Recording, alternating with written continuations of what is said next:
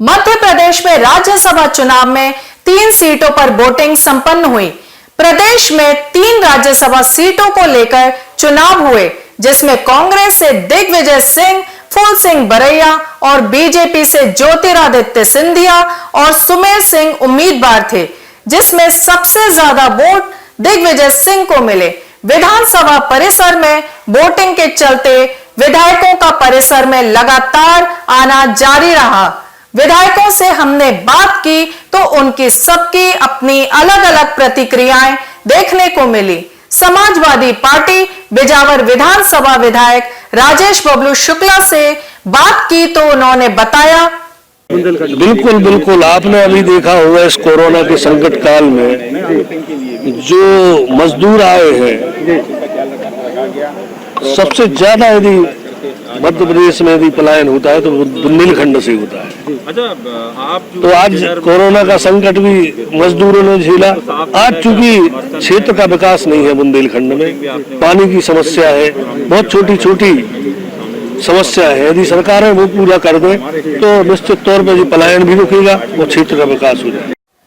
वहीं बहुजन समाज पार्टी के भिंड से विधायक संजू कुशवाहा ने बताया, कांग्रेस सरकार गिरी और 24 तारीख को शिवराज जी ने सदन में विश्वास मत हासिल किया, तो हम उस समय सदन में भी शिवराज जी के साथ थे, सरकार के साथ थे। और उसके पीछे कारण भी यही था कि कांग्रेस की सरकार कोई निर्दलीय बसपा या सपा वालों से नहीं गिरी, कांग्रेस की सरकार अपने अंतरकलह से गिरी।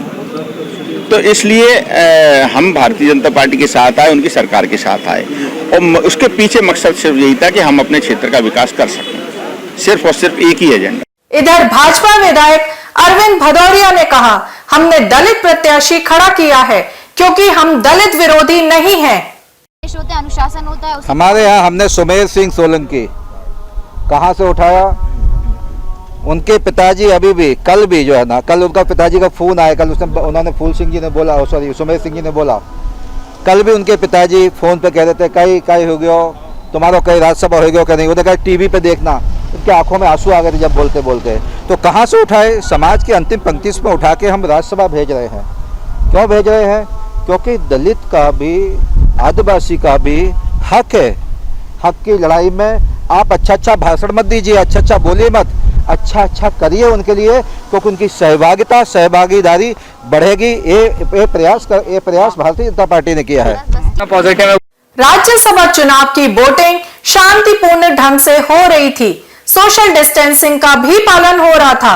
वहीं इंदौर विधायक आकाश विजयवर्गीय से किसी पत्रकार ने कुणाल चौधरी को वोट डालने को लेकर सवाल किया तो उन्होंने कहा, देखिए पहली बात तो राज्यसभा का चुनाव बहुत ही अच्छे ढंग से संपन्न हो चुका है और हमें पूरा विश्वास है कि बहुत ही अच्छे सही लोग चुन के जाएंगे और देश हित में आगे कार्य करेंगे।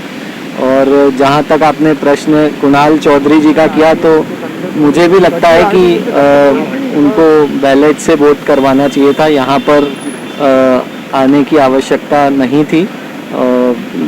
निसंदेह उससे रिस्क फैक्टर विधानसभा के एम्प्लॉयज़ के लिए और बाकी जो भी लोग काम करते हैं उनके लिए भी बढ़ेगा।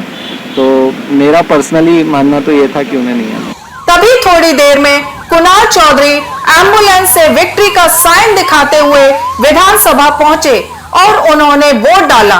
वह पूरी तरह पीपीई किट के साथ विधानसभा परिसर पहुंचे और उन्हें पहले सैनिटाइज किया गया, उसके बाद उन्होंने वोट डाला। सबसे आखिरी वोट कुणाल चौधरी ने ही डाला। उसके बाद पूरे विधानसभा परिसर को सैनिटाइज किया गया। शाम होते होते कांग्रेस के प्रत्याशी दिग्विजय सिंह को सबसे ज्यादा 57 वोट मिले और ज्योतिरादित्य सिंधिया को 56 वोट, जिसमें सुमेर सिंह को 55 और फूल सिंह बरैया को 36 वोट मिले, जिसमें 2 वोट निरस्त किए गए। इसके साथ ही भाजपा के 2 प्रत्याशी विजयी घोषित हुए और कांग्रेस से सिर्फ 1।